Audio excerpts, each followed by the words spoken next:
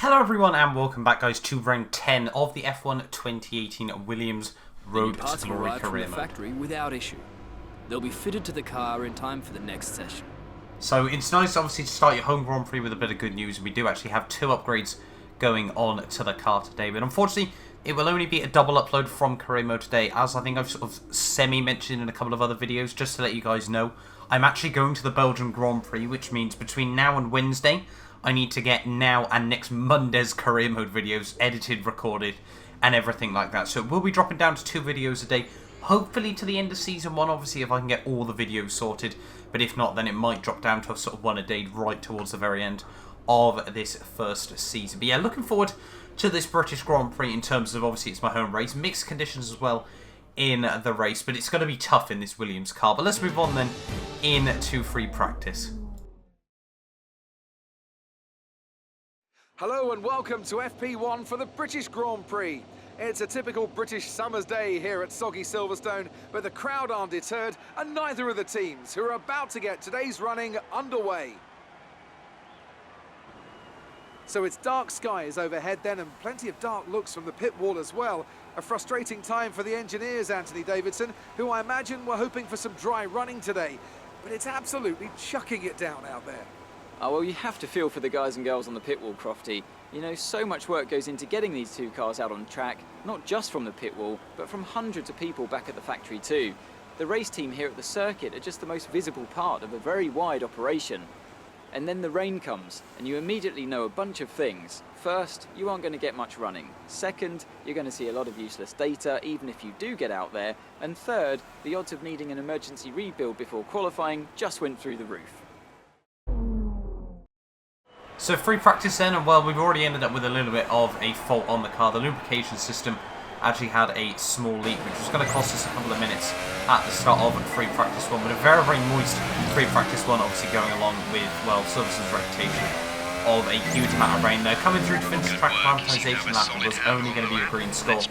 In the end, 65 off the purple there, and really there's just no chance we were going to be able to do that. In the ERS management, we just about get the purple score there, with obviously an extra boost of R&D points. We did obviously need to do 3 of the programs this weekend again to try and get that 500 R&D point bonus as we come to the end of my tyre wear run. You can see we do get the green score there as well. So quite happy with that in the end of free practice day. You know, we're sort of going to gloss over that all fairly quickly on the whole there. As you can see, we're going to pick up about 300 points if I'm not mistaken overall there. So I will certainly take that after the end of obviously a very wet free practice session there. 269 points takes us all the way up now to 786 overall, which is obviously really ideal. It means we can get an extra upgrade going onto the car before we move into qualifying here, you know, ready for the next Grand Prix. Unfortunately, at the moment, we've actually got the engine cover upgrade going onto the car still. That's going to take another week of development there, which is but it's a little bit annoying on the whole there. We had considered going for the chassis upgrade quality control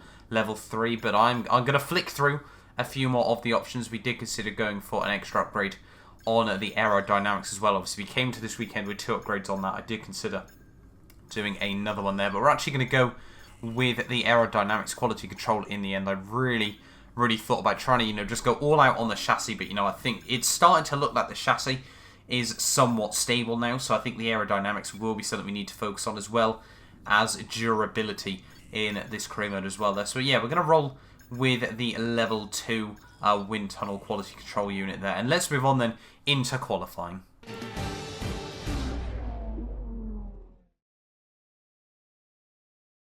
It's time once again then for qualifying here at Silverstone, on what we're hoping will be a tight contest for pole position. This is a track that tends to ask quite a lot of the tyres, both front and rear. So is it fair to say a great deal of management will be needed in order to do well here? Tyre wear is always something you have to consider to a certain degree. Finding a good car balance that suits the circuit will help prolong the life of the tyre, but it's true that some circuits, such as this one, are more challenging than others. How hard you can push them depends on your strategy and how tight the battle is around you. So here we are then at qualifying for the British Grand Prix, obviously. My home race here, really hoping, you know, we can get off to quite a good Grand Prix here this weekend. But as I said, you know, it's going to be very tough. For those of you that sort of don't remember the real life British Grand Prix, I think both Williams actually crashed out in Q1. So it wasn't even like they didn't make it through to the end of Q1 and get knocked out. They didn't even survive, which is obviously very, very unfortunate for them. But out towards the end of my first lap there, a pretty poor run on the whole, not able to even get into a 1 minute 28 there. So we certainly need to find a whole lot more time. So we're going to go for one last ditch attempt at the end of Q1 here. You can see we're all the way down in P20 at the moment. Lance only up in P18 though, so it's hardly as strong running at the moment there. Carlos Sainz just in front of me there. We're actually going to get out of the way for Kevin Magnussen as we come down in towards the pit lane though. But Kevin Magnussen has just put me in the pit wall there, and we've been disqualified from qualifying for the British Grand Prix there. And that was one of the weirdest instances I've ever had there. You know, Kevin Magnussen, known for being quite aggressive on the road there, but going into the pit lane, that is something else there. He picks up a 5-phase grid penalty there after the end of Q1 there. As you can see, the only actually incident on track there was actually between myself and K-Mag there. You can see he gets a grid penalty for that collision with me, and surely, you know, the stewards would have realised that, well, that shouldn't have been a disqualification for me. You know, we were in the wall, we were trying to select the right gear to get back out there, but that is qualifying over for the British Grand Prix. It's going to be last on the grid there, and I don't even know what to say about that. The Williams cars back row of the grid there, really not what we wanted, but we're just going to have to try and knuckle down, move into this Grand Prix, and it's certainly going to be one of damage limitation.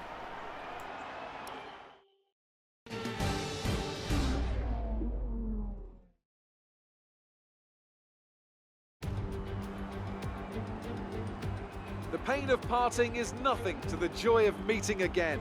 And how joyous indeed it is to be back at Silverstone once more for the British Grand Prix.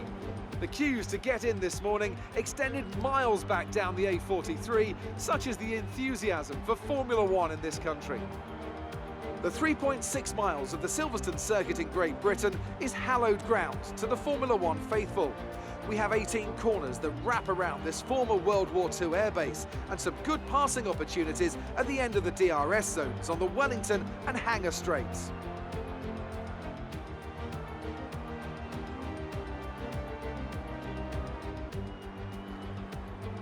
Also here, of course, is Anthony Davidson. Let's talk briefly about Fernando Alonso. As ever, the threat of unreliability is never far away, and indeed they'll be starting out of position today due to a power unit component change. So it's going to be a difficult task to move forward from there. Everyone has to deal with penalties or reliability issues from time to time throughout their career. You just have to suck up the pain and get on with the job at hand. Today isn't about performing a miracle to put the car back where it should be.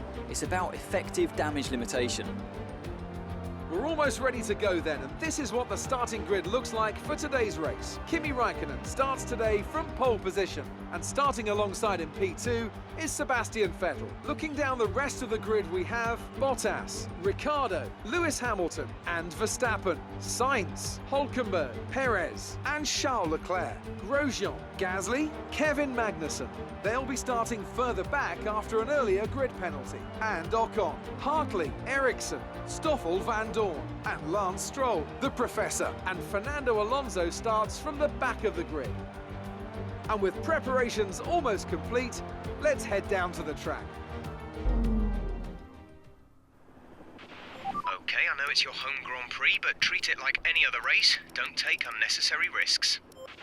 So here we are then, ready for my British Grand Prix. See, it's actually going to be changeable conditions, like I said at the start of the video here, but we are going to try and go for the simple one-stop, obviously, up until that, if that rain does come. Here we are then on the grid, ready for the British Grand Prix. It's P19 here, alongside my teammate, and it's lights out, and away we go there, off to a fairly poor start in the end. They're just getting too much wheel spin out in third gear there. Fernando Alonso is going to get way past me down in towards turn 1. World Endurance actually here yesterday there, and we don't end up with a pile-up like they had in yesterday's, wet race on the whole. They're breaking down in towards turn 2 though, and turn 3. We're going to try and just, sort of keep it nice and tidy. They actually move up the inside of both McLaren cars here as we come through the first couple of corners. It's been quite a while since we've said both McLarens actually right at the rear of the field there, but we do move past McLaren there, now up into P18 of this Grand Prix, so at least we know we've actually made some ground off the start of this Grand Prix. Coming now down in towards Sector 2 here, we see Ericsson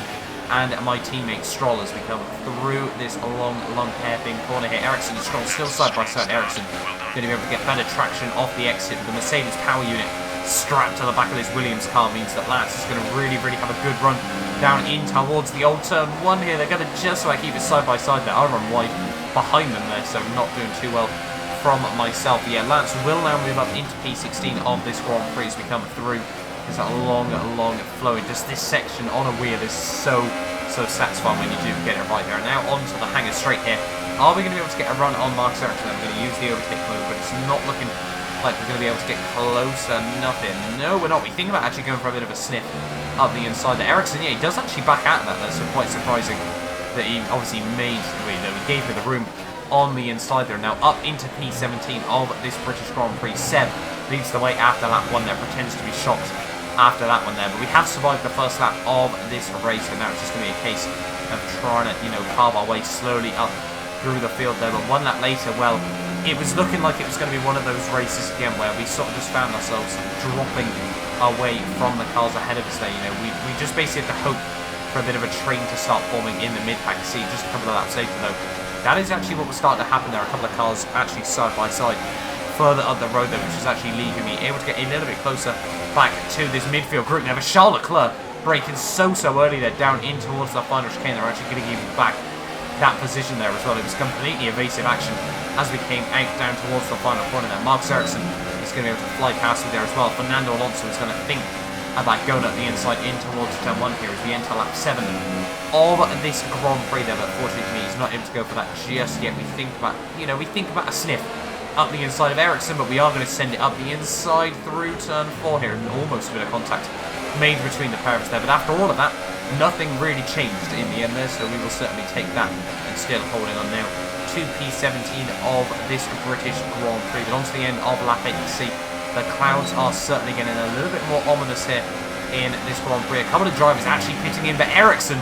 tries to hold it down the inside through turn 1, and that was going to be very scary. Obviously, Ericsson actually crashed out in the real-life British Grand Prix there with the DRS through turn 1. We think about going up the inside of Charles Leclerc there, but back out of it on the exit of the corner here. A third of the way through this Grand Prix so far, and really not much that we've been able to say so far. And we've really only gained places now on lap 1, and then thanks to a couple of drivers actually making their pit stops here. But to the end of lap 9 though, Fernando Alonso, where you make a little bit of a mistake on the way into the third last corner there, and Alonso going to be able to have a look out round the outside through the final corner corners there. We tried to shut the door, but Alonso does actually keep their nose in there. The old dog still has got a few new tricks there as we come out of the final corner there. Well, he does move up into P12 of this Grand Prix. Ericsson once again there tries to keep the nose up the inside through turn 1. We take to the grass on the exit of the first couple of corners there to avoid him, but we do now hold on to P11 here. But we will be pitting in on the end of this lap. You can see the tyres are actually very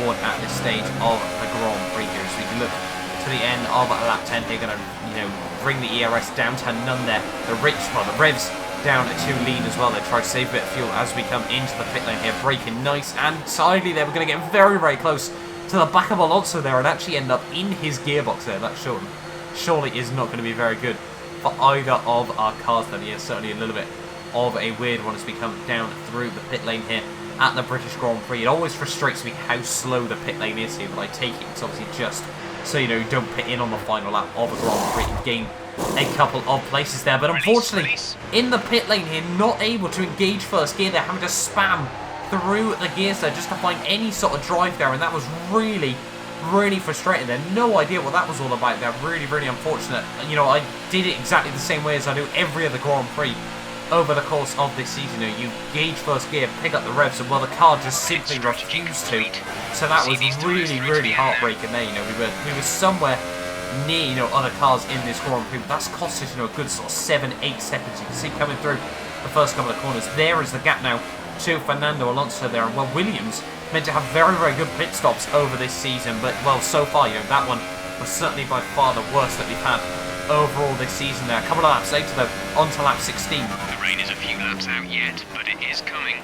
Be careful. The gap to the car ahead is 1.6 seconds. So yeah, the rain is meant to be coming over these next couple of laps here, as well as the fact we are starting to close up to Mark Ericsson again. After that incident, we were really just trying to fight our way back through the order. It would appear that Ericsson did actually have a couple of issues though on that Sauber car, so it should be a little bit of an easier move as we come through the final couple of corners there, trying to get the power down on the exit, running a little bit wide through the final corner there, and just not able to get close enough just as of yet through turn 1, though, bring it back down to 7th gear. We're going to have a look right around the outside through turn 2 there. We are able to make that move work there, give the British Crown something to smile about there. Obviously, Lewis Hamilton as well, not having the best of Grand Prix either there, so really, really frustrating.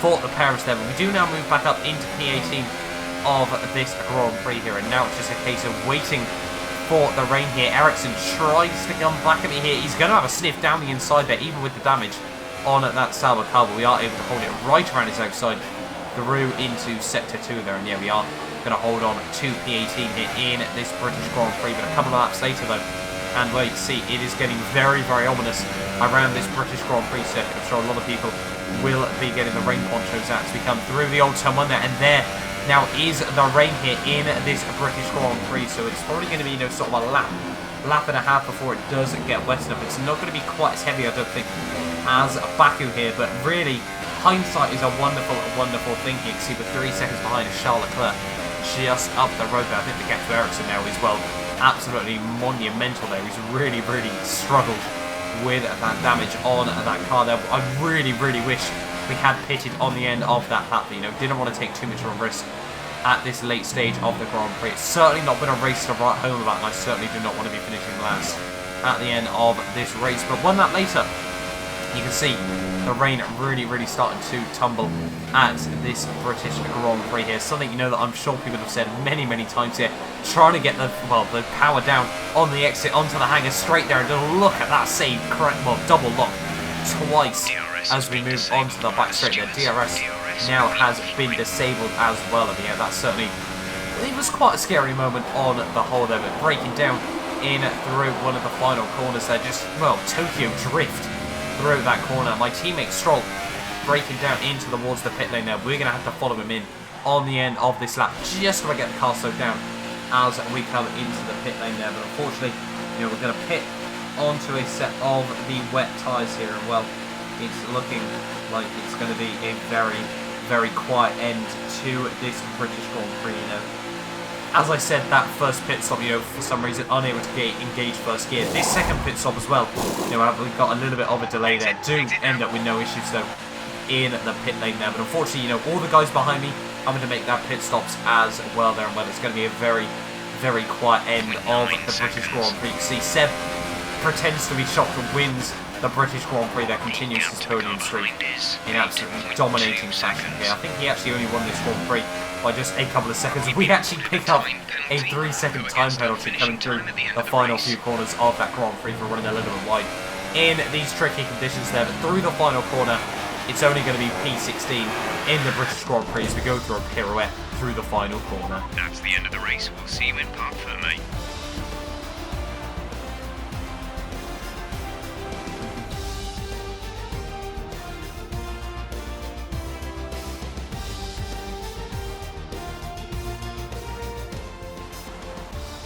That's a fantastic performance from Ferrari. It hardly looked in doubt.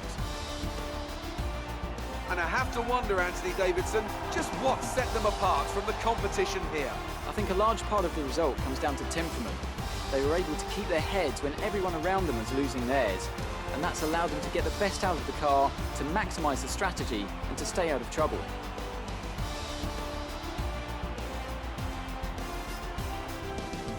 So, here they come now, out onto the podium. Wherever you go, anywhere in the world, the prancing horse flags are dominant in the grandstands, and they're out in force again today. It's Ferrari on the top step once more.